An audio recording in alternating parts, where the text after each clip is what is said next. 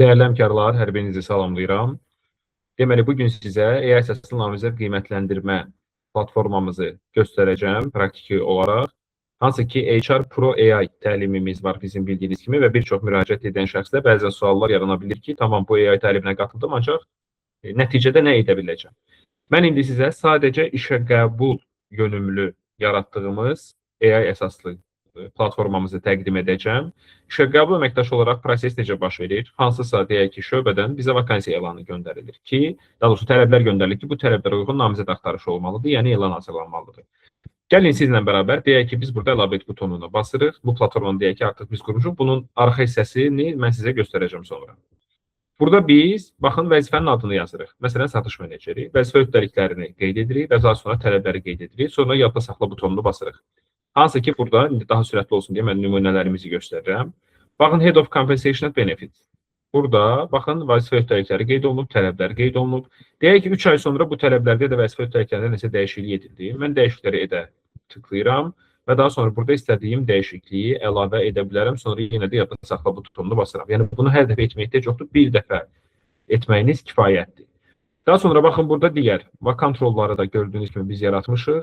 Və sonra gəlirik namizədlər hissəsinə. Burada biz namizədi manual olaraq da əlavə edə bilərik. Məsələn, 15 dənə namizədi mən özüm istəmişəm ki, CV-ni dəyərləndirim. Mən CV-yə baxdıqdan sonra AI-dan da dəstək almaq istəyirəm. Bura bir-bir həmin 15 nəfəri əlavə edirəm. Vakansiyanın hansı vakansiya üzrə qiymətləndirsin, onu seçirəm, adını və buradan da CV-sini, indi mən CV qoymayacağım, buraya yerləşdirməyəcəm. CV-sini PDF ola bilər, Word ola bilər, fərqi yoxdur. Biz AI-yə şərt vermişik ki, hər birini qiymətləndirə bilsin. Və dilini də həmçinin. İngilis dilində olanda yenə də demişik ki, Azərbaycan dilinə çevir və Azərbaycan dilində bunu analiz et və ya ingilis dilində də bunu etmək olar. Daha sonra yenə də yadda saxla butonunu CV-ni seçdikdən sonra biz klikləyirik.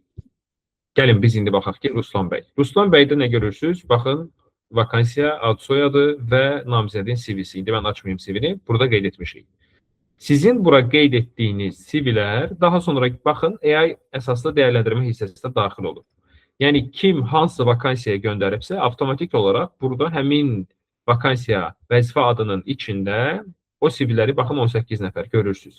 Və burada 18 rəqəmini görürsünüz. Bu platformanın sizin işinizdəki faydası odur ki, burada 500 də ola bilər, 800 də ola bilər.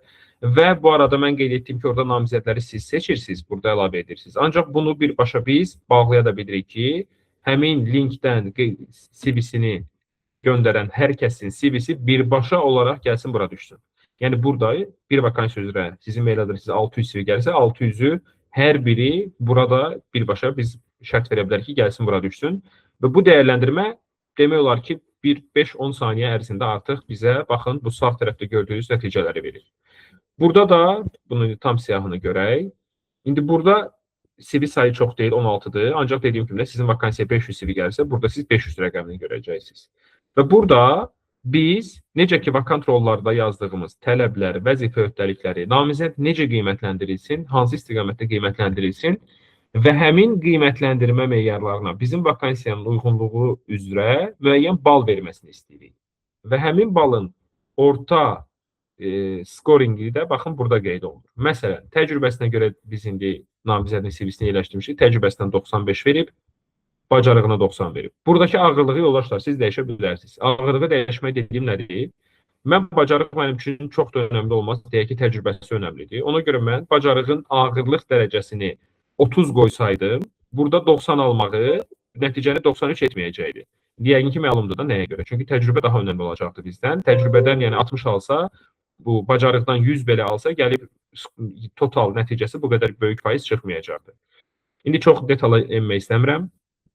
Baxın, burada bu platformanın ümumiyyətlə bizim üçün ən vacib, önəmli hissəsi nədir? Baxın, birincisi bu, xülasə.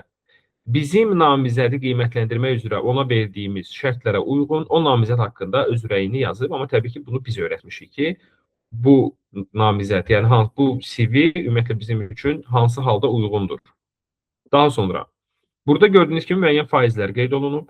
Burada proses ondan ibarətdir ki, mən bu platformaya şərt verə bilərəm ki, siz nəticəsi 90-dan yuxarı olan namizədləri gördükdə, baxın, onları birbaşa müsahibəyə dəvət edin. Baxın, burada gördüyünüz kimi. Baxın, namizədin Rauf bəyin nəticəsi 93-dür və ona mən şərt vermişəm ki, birbaşa müsahibəyə dəvət edin. İndi dediyim kimi, burada çox detal əlavə edə bilərsiniz, ona imtahan göndər edə bilərsiniz, imtahanı təsdiqləsin, onun tarixini seçsin, yəni hər şey etmək mümkündür. Bu sadəcə sizdə bir belə deyim, vizual bir görüntü və təəssürat və vizyon yaratması üçündür ki, biz nələr edə bilərik. Bu çox sadə bir versiyadır ki. Ancaq mən burada edə bilərəm ki, nəticəsi 70-dən aşağı olanları kadr bankına əlavə et, nəticəsi 50-dən aşağı olanlara isə birbaşa imtina maili göndər. Yəni bunu mən avtomatlaşdırıram. Heç bura girib kiməsə imtina göndər, kiməsə kadr bankına əlavə et deməyimə ehtiyac yoxdur. Yəni burada artıq siz belə bir platformanı özünüz üçün işə qəbul üzrə deyirəm mən bunu yaratdıqdan sonra artıq sizin görün nə qədər prosesiniz, yəni 600-800 CV ayırdığımız deyək ki, 1 gün, 2 gün ehtiyacı yoxdur. Artıq bir gün, 2 gün xərcləmirsiniz. 10 saniyə ərzində bütün namizədlərin nəticələrini görürsünüz. Onları zəng edib müsahibə dəvət etməyə ehtiyac yoxdur. Onlara avtomatik bildiriş gedir. Mesaj, bunu artıq siz mail deyirsinizsə, mailə bərk etmişsə mail, mesaja bərk etmişsə mesaj birbaşa onlara göndərilir. Test elətdirəcəksinizsə eyni qaydada test onlara göndərilir, test tarixi müəyyənləşdirilir. Yəni bütün artıq işə qəbul prosesini biz bir platform üzərindən qiymətləndirə bilirik. Hətta bura biz rəhbər rəyini də əlavə edə bilərik ki, CV haqqında rəhbər rəyi bildirsin və ya dediyim kimi istənilən funksiyalallığı biz bura əlavə edə bilərik. Bu sadəcə nümunə idi ki, biz AI-dan sonra, həmin təlimdən sonra, məsələn, belə bir sadə platforma, sadə olsa belə, sadə ona görə deyirəm ki, burada qeyri-adi bir bilik, bacarıq tələb etmir. Bu təlimdən sonra bunu hər kəs bunun 1-2-3 qat daha yaxşısını qura biləcək. Ona görə sadə deyirəm. Ancaq funksionallığı əlbəttə sizi hardasa bir aylıq iş yükünün 5 günə, 10 günə rahatlıqla endirə bilir. Təbii ki, bu platformanı qurarkən biz başqa platformalardan da istifadə edirik. Məsələn, Drive-dan istifadə edirik ki, burada, məsələn, bizdə CV bazasını biz şərt vermişik ki, buradan gəlsin, çəksin. Burada gördüyünüz yerdən. Daha sonra burada biz Excel-dən istifadə edirik.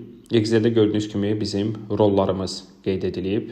Burada daha sonra namizədlər və namizədlərin burada görürsünüz ağırlıqları da vakansiyalar üzrə qiymətləndirilib. Yəni buradan çəkir həmçinin həmin məlumatları. Daha sonra yəni eğərizatlardan, daha sonra translation hissədə aşağıda görürsünüz. Bu da ingilis dilində olan CV-ləri Azərbaycan dilinə çevirmək üçündür. Yenə də oradan məlumatları gətirir bizim platformayı qiymətləndirmək üçün. Və təbii ki, bütün bunları etməsi üçün biz AppScript-də gördüyünüz kimi müəyyən bir kodinq tərəfi var ki, biz bunu kodları yazmışıq. Ancaq qeyd edeyim ki, burada gördüyünüz kodinq heç bir kodinq bilgisi olmadan, proqramlaşdırma biliyi olmadan sırf AI vasitəsilə hazırlanıb. Yəni burada qeyd etdiklərinizi mən də yaza bilmirəm. Ancaq mən AI-dan istifadə edərək nə etmək istədiyimi doğru şəkildə ona bildirdiyim zaman o mənə bu kodinq tərəfini verir. Yəni burada mənim heç bir biliyim yoxdur və burada yazılanları heç mən də tam olaraq başa düşmürəm nə yazılıb. Ancaq sadəcə mənim üçün nə etməsi lazım olduğunu düzgün daxil etdiyim zaman onu hərəkətə keçirmək üçün lazım olan kodinqi mənə ötürüb və mən də buraya əlavə eləmişəm. Bu şəkildə.